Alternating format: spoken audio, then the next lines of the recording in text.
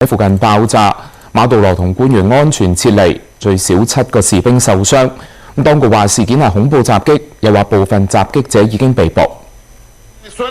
馬杜羅星期六下晝喺首都加拉加斯一個軍方活動上演說期間，現場突然傳出爆炸聲，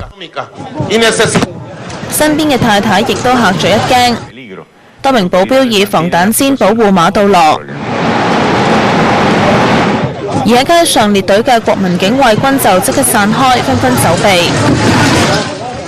附近民眾影到事發之後，現場冒煙並響起警號，手持盾牌嘅軍人喺街上奔走。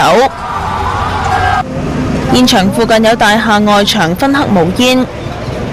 通訊部長話，至少2架綁住炸藥嘅無人機喺馬杜羅演說地點附近爆炸，企圖行刺馬杜羅，形容係恐怖襲擊。馬杜羅同官員安全撤離，現場就有多名國民警衛軍受傷。但有幾個唔願意透露身份嘅消防員就話，係演說地點附近一間屋有氣罐發生爆炸。馬杜羅事後發表全國電視演說，話反政府暴力活動唔會得逞，當局已經拘捕多名策劃襲擊嘅兇徒，又話所有證據都顯示係極右翼勢力所為，更加點名提到哥倫比亞總統桑托斯同事件有關。哥倫比亞當局批評指控毫無根據。馬杜羅又話部分策劃者住喺美國佛羅里達州，呼籲美國打擊呢一啲恐怖組織。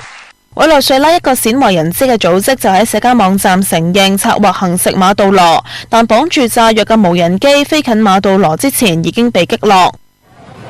馬杜羅2013年執政以嚟，委內瑞拉經濟受油價下跌拖累，加上受到美國制裁，經濟持續不景，通脹率更加高達100萬，導致民怨四起。舊年一個變節警員劫走一架直升機，向多棟政府建築物投擲手榴彈，話係為咗反對馬杜羅嘅暴政。嗰名警員最終被軍隊擊斃。無線電視記者陳景瑤報道。